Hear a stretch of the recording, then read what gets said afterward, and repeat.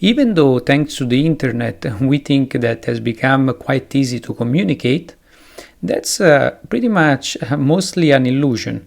Indeed, the scenario today is much harder to actually communicate properly than it was years ago. Why? Well, because again, we can access many platforms that can give us access to millions of users or billions of users, but in reality, we need to understand also the target of our communication and how our communication can scale if we want to be effective. Otherwise, we're just generating buzz, but buzz doesn't mean that we're actually creating a valuable business. That's why it's very important to have a strong brand identity, but how do you build it? Well, you build a strong brand identity through proper and effective communication. How do you communicate effectively?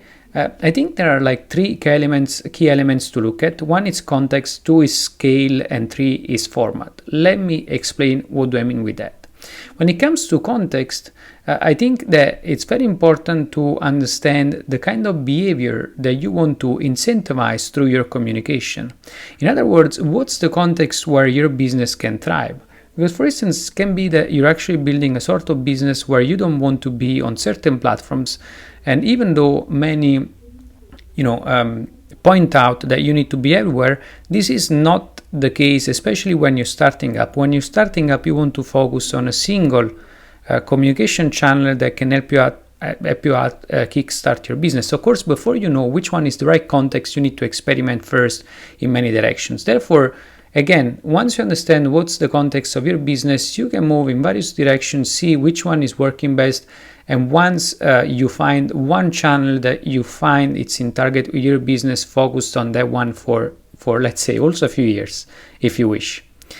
Then another key element, it's about really scale. So when we communicate, we tend to think that our message is linear. So we can, for instance, we communicated to 100 people, now we can communicate to 1,000 people or like to 1,000,000 people. It's the same thing. Actually, it's not.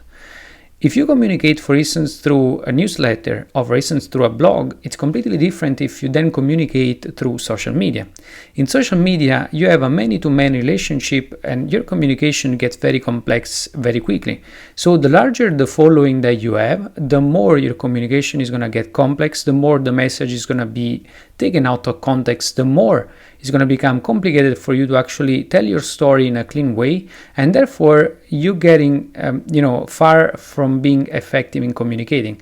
I'm not advocating here on not having a large audience. I'm just saying that when you do choose to communicate on platforms that are non-linear, so where you don't have a one-to-one communication, like it can happen on more like on platforms like a blog or like podcasting or like newsletter, where they are more linear. Again, it's a complex communication strategy, but yet when it scales, before it becomes out of control, it takes much longer.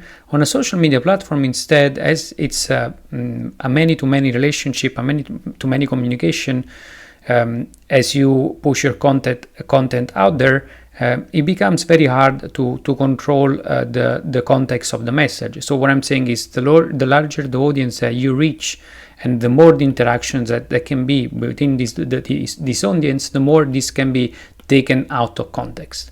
And when this happens, of course, you lose effectiveness for your communication. A third element is about formats. So you need to understand what formats can scale and what formats do not scale. So there are formats that you can use at any scale. Think of the case of a blog post, a long-form blog post, which you can pass to like 100,000 to also a few million people, and then it's very hard for it to lose its meaning, because it's very hard for it to be taken out of context, because it's there, it's sitting on your blog. You can control the communication flow and the people that are coming and the experience of the user on the platform. A different format and the opposite example is a tweet, where you actually, as the tweet scales up, actually it can be taken out of context, and it can be taken out of context in a way that is gonna make it lose effectiveness. So again, there are three elements for an effective communication strategy. And the main point is that to build a solid brand, you don't need to appeal necessarily to a huge audience. You can build it with a small audience. And usually this is better because you can control those three elements. So context, scale, and format. In other words, you can make sure that you can organically grow and understand the context of your audience compared to the context of your business. You can understand how your content scales up, so whether it loses meaning once it reaches more people or it goes outside the initial audience for which the content was envisioned. And the format, you can understand what sort of formats actually work better at a certain scale and what sort of formats instead work better at other scales. Now, again, here, when we build up an effective communication strategy, we want to keep those things in mind, just because it's very easy to be taken out of context and therefore for the message not only to lose its relevance, but also become counterproductive